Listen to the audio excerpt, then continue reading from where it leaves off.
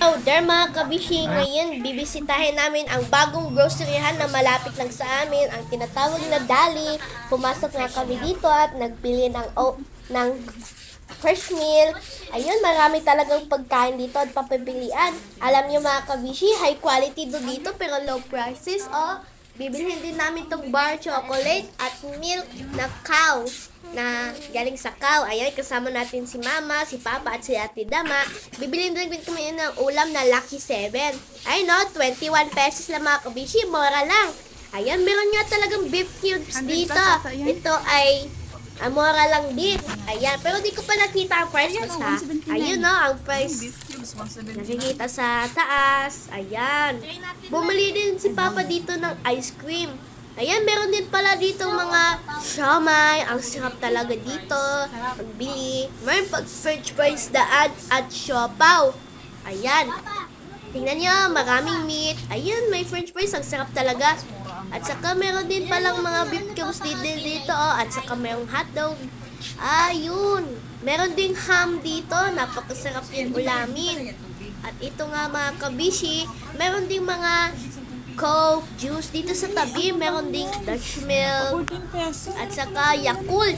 Ayan, sobrang sarap talaga. May 52 pesos, may 14 pesos. Wow! Gusto daw talaga nitong bilhin May ham dito sa ibabaw at meron ding kimchi. Wow! Ang daming pagpipilian.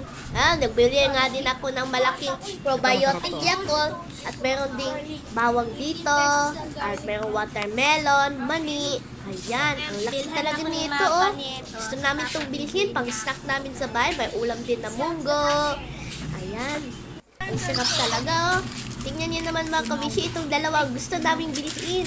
At si Papa din ay bumili ng ice cream. Ayan. Pinili niya ito. Meron din dito mga ice cream tunaw. At ang pinili din namin ay yung gusto namin. Ito yung, ayan, Crunch Choco ice cream. Ayan, Crunch Choco. Ayan, masarap din ito mga kabishi Yan, so yummy. Bibilhin to ni Papa kasi gusto niya ito. Magpapalamig kami dahil sobrang init ng panahon. Mas mura nga pala dito sa Dali. Pagkatapos meron ding bigas dito. Marami pa ding mga juice na iba't ibang klase Wow, ang dami naman. Ayun si Mama namimili ng pagkain. Ayan, pagkatapos ay pumunta na nga kami sa counter. Binayaran na nga namin yung aming binili. Yung probiotic na malaking Dutch milk na 47 pesos at yung ating maliit na cow milk. Low price lang ito mga kabishi. Thank you mga kabishi for watching. Baka pa talaga pang summer na pagtinda at bye-bye!